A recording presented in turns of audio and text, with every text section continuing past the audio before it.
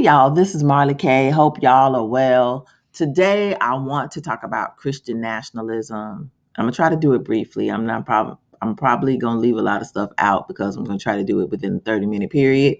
But I'm gonna try. I might have to do 2 videos. I don't know. But anyway, I want to talk about the National Sunday Law movement, and it's going on now through this Christian nationalism movement. The reason that I want to talk about it because it is going to impact African Americans. If you know anything about white supremacy and white nationalism, y'all know everything that they do is targeted or directed at us, African American Black people. These people have a perpetual hatred for us. They are fixated on us. I'm not getting ready to do any, not all white people disclaimers because I'm not talking about all white people. I'm talking about those people that I'm talking about. And if you need a disclaimer, you need to back out of this channel because I don't do those. I understand there are some good white people. It's about 7 out here in America. So no, not all white people, but the majority of them will get behind this movement because these people understand that their time is running out. They understand that they live in a failed state. They understand things are not going back to the way that they were. And so they're looking for a cop out or a way to get things back to normal or at least gain control because they sense that they're losing control. And one way they're going to do this is to join up with Rome and institute this national Sunday law. But the Sunday law will not be national. You're not going to see it come through a national movement because, or a national law, because it will be unconstitutional. So the First Amendment is Congress shall make no law respecting an establishment of religion. So if they did so, created a national Sunday law, it would be essentially saying that we are a Christian nation, which is a video that I'm getting ready to show in a little bit. They can't do that. Or prohibiting the free exercise thereof. So if they in any way prevent people from exercising their religious freedom, even if it's they want to worship Satan or whatever, that could be challenged and it would be easily knocked down. So Christian nationalists are not going that route of trying to have a national Sunday law. They're going to do a national movement, but the movement is going to be at the state and local level. And so I want to share with you a video that came from Dr. O's from the Seventh-day Adventist Sunday Law Update, his page, and I'll put a link in the description for you. But I want to play this video from this white guy who wrote this book, and it's about Christian nationalism. But in any event, African American Black people need to be deathly afraid because it is the same pretense that they used for the transatlantic slave trade. They were Christians, but enslaving people and engaged in chattel slavery. They were Christians and they hung us by trees and took pictures and made postcards of them. They were Christians and went to church every Sunday, but would sick their dogs on us and go to Klan meetings and figure out how they were going to burn crosses in our yards and burn down our churches, our places of worship. They were Christians, but they ran us out of power during the end of the Reconstruction era. They were Christians and they instituted Jim Crow and Black codes. So, under the auspices of Christianity, these people have done a lot of things specifically to African American Black people. And our people, somehow, we just cannot understand, we can't get it. Black people need to come out of the church, period. We need to be believers. We need to read the word. We need to observe Sabbath and maintain the feast days and observe the 10 commandments. Those are our laws, statutes, and commandments. If you're African American Israelites, that's our book. Those are our commandments. We are not Gentiles. We are descendants of Israelites. We were kidnapped. And so we're not supposed to be worshiping the sun, because that's basically what you're doing on Sunday. You are worshiping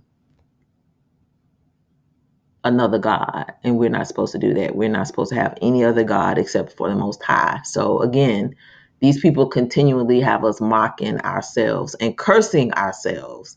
And although we live in an age of information, we still tend to be dumb as rocks, because we refuse to accept this information and repent and turn away from our ways and seek the Most High. So I'm going to play this video for you because it is discussing Christian nationalism. I want you to understand it. This is another image of the beast that is forming, and it is big enough now for us to be able to talk about it. And I see how it is going to be connected to this digitalization at the local levels that's happening with these smart cities and with all this other stuff that's going on. So let's get into this. Christian nationalist Stephen Wolfe, who is calling for Sunday laws, which we know will be the enforcement of the mark of the beast. Ellen White says that these people do not know what they're doing, but we know that what's going to happen in the last days. So we can see the sword coming from afar off, and we're giving the trumpet a certain sound. Listen to this video. As I understand Christian nationalism, it is that the idea that your nation self-identifies and understands itself as Christian, and they would pursue their good as Christians, which would include policies that would kind of encourage people to attend church, encourage people to... So this is the merging of church and state, which is not supposed to happen. And you can't do that at the federal level, but you can do that at the state and local levels. And in the 13 original colonies of this country, they did do that. And so this is what he's talking about, going back to blue laws or Sunday laws. Seek out essential policies, stands itself as Christian, and they would pursue their good as Christians, which would include policies that would kind of encourage people to attend church.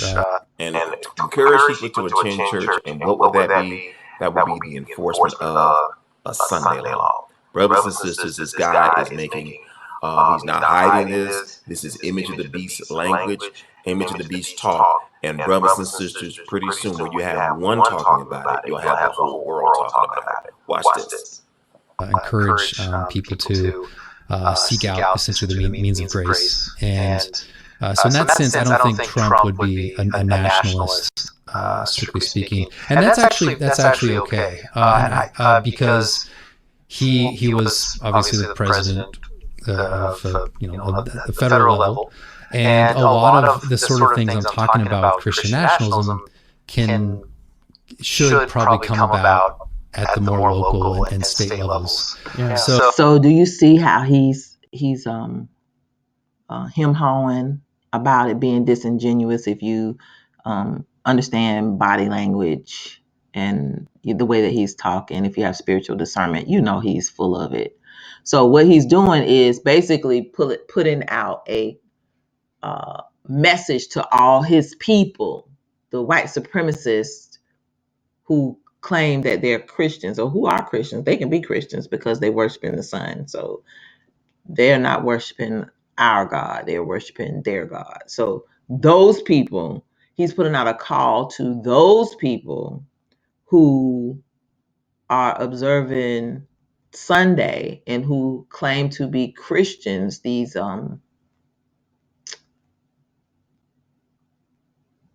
I guess I can call them invisible Roman soldiers. They are basically doing the work of Rome, and he's doing a clarion call to his people saying, this is how you do it. That's how they speak to each other. We don't understand that as African American Black people, because I don't know why we don't. We should understand how they talk and what they mean when they say certain things, but because we don't, I'm gonna break it down.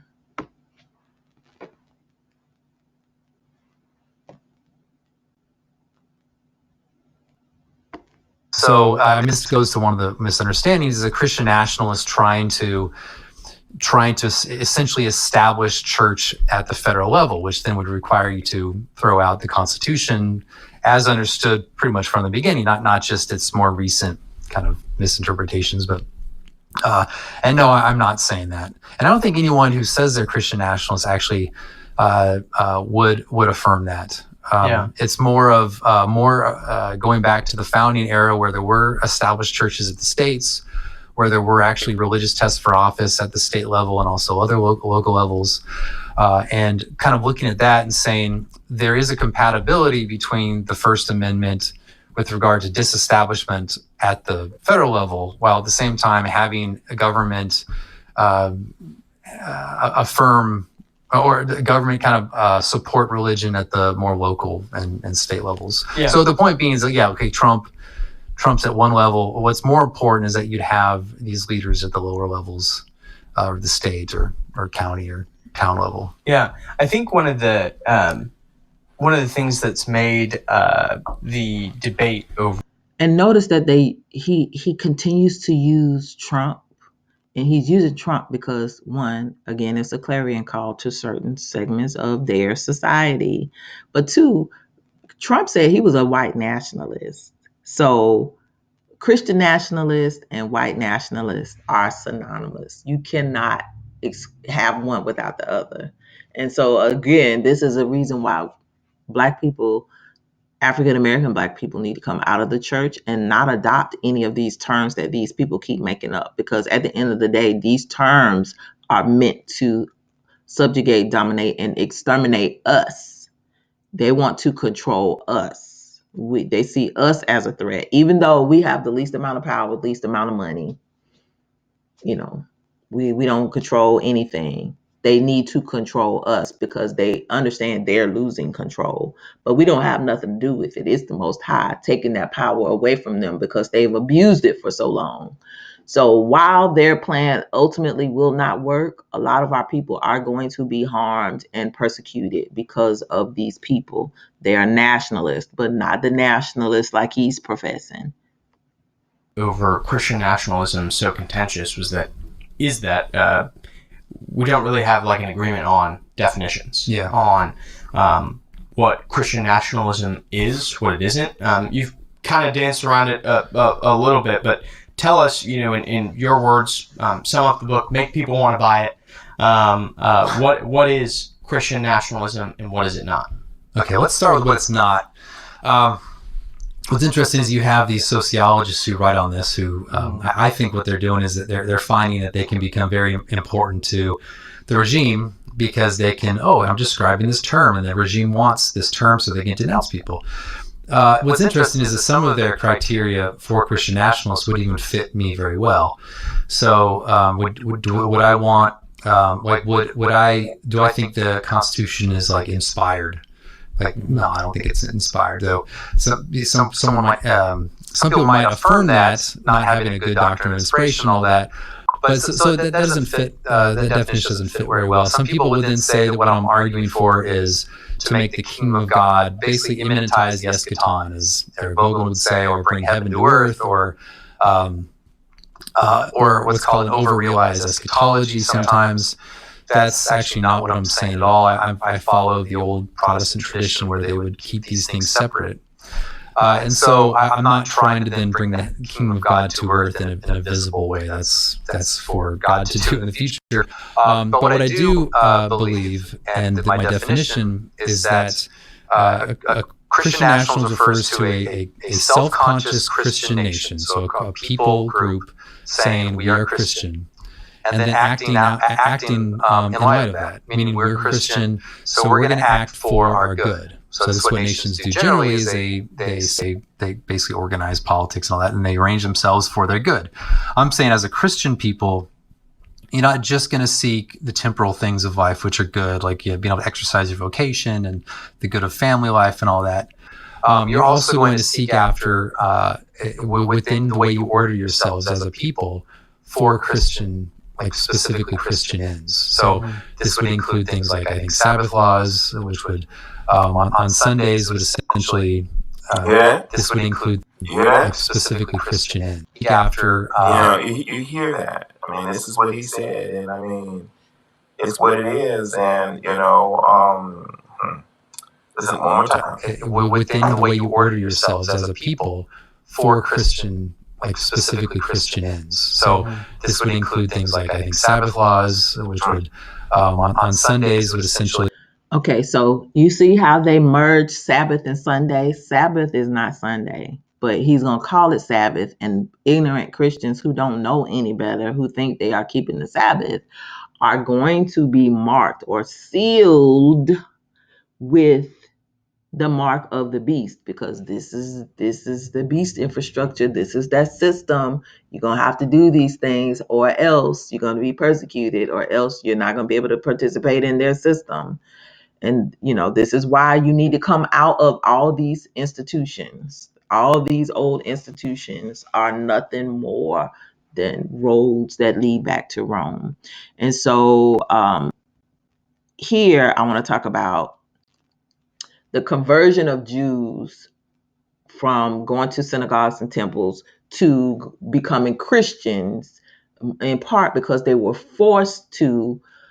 They had to convert, or they would be killed, or they would not be able to participate in government, or they would have their children taken away. So Christianity has never been anything that our descendants voluntarily, not everybody. There's always going to be some raccoons who gonna want to be with them folks. But for the majority of the Israelites or the Hebrews, they did not have a choice, because they're being captured, and so they have to do what the people who captured them wanted them to do. So let's get into this. Throughout the book of Acts, Luke reports mass conversions of Jews in Jerusalem and notes that many were devout Jews and priests who remained zealous for the law. There is no suggestion in the New Testament that these devout Christianized Jews gave up Sabbath worship. The church in Asia, with Paul as its teacher, was confronted by Jewish Christians who insisted that new Christians be circumcised as the Old Testament law commanded. The disciples met in Jerusalem in the year 49 to resolve this matter. At the Council of Jerusalem, Peter, James, and other apostles set aside the law of circumcision, at a law that was a sign of God's covenantal relationship with the chosen people, which is us. A law that and which was an everlasting pact. So basically the Gentiles decided, we don't want to do that. We don't want to have our circumcisions, and so we're not going to do that. And so it just kind of gradually led to other things. So it says, while there was much debate in Jerusalem on whether or not Gentile Christians or Gentile Christians should be exempted from circumcision, the council was silent on the matter of Sabbath worship. This suggests that the Sabbath versus Sunday worship was not an issue at the time. Around the year 60, circumstantial evidence suggests that the Roman Church began to worship on Sunday. For instance, in the year 50, the Christian church in Rome was considered to be a sect of Judaism. 14 years later, these same Christians were clearly understood to be distinct from Jews. Nero blamed the Christians for the fires in Rome in 64. That such a sharp change could occur in this short span of time suggests that there was a significant external difference in the practices of the two faiths. The change of the Christian worship from Sabbath to Sunday would certainly have allowed for this distinction.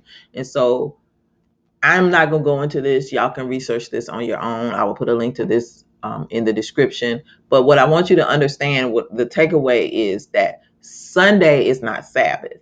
The reason that African American Christians observe Sunday as Sabbath is because Rome told them to. That is why African American Black people need to come out of these churches and observe the laws, statutes, and commandments of the Most High. And if you don't have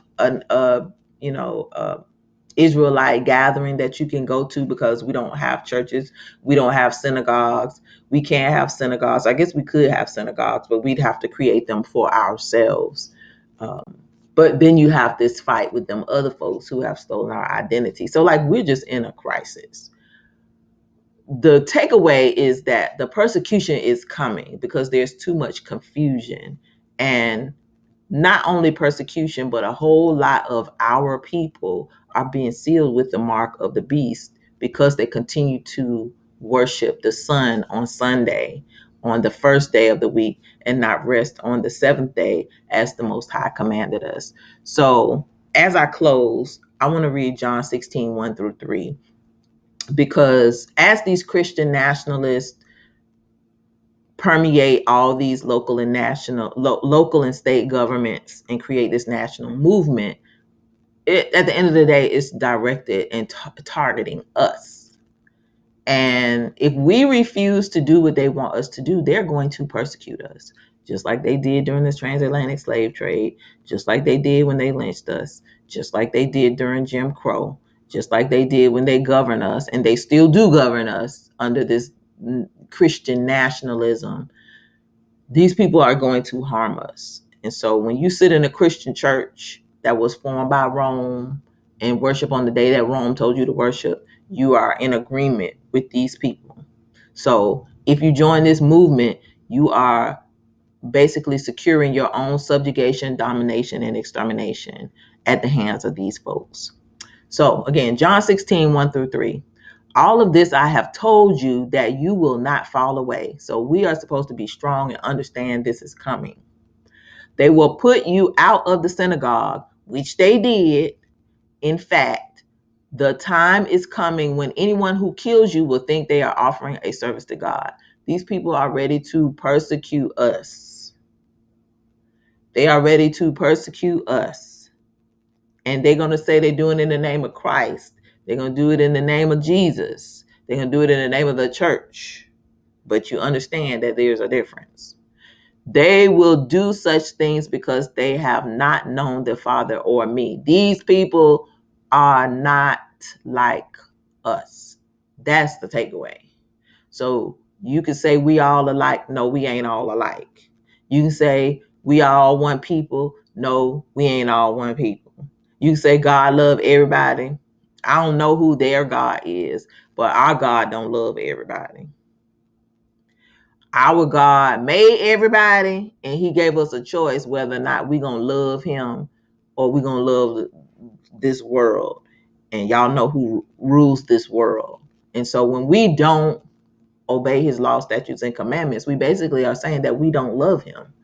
And so a lot of African American people who are still going to church do not love God, our God, the Most High.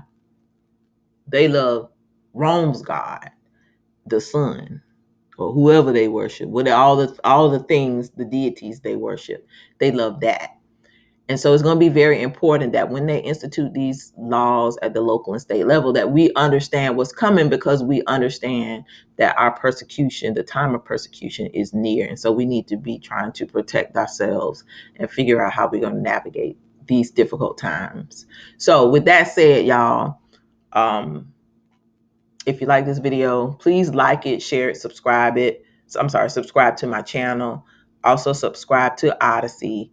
Now that I see how this thing is going, I will talk about it a little more, but I didn't know what was going on with this Christian nationalism and this woke movement. So I didn't necessarily talk about it, but even the reason that they stole the word woke from us is because they don't want us to awaken.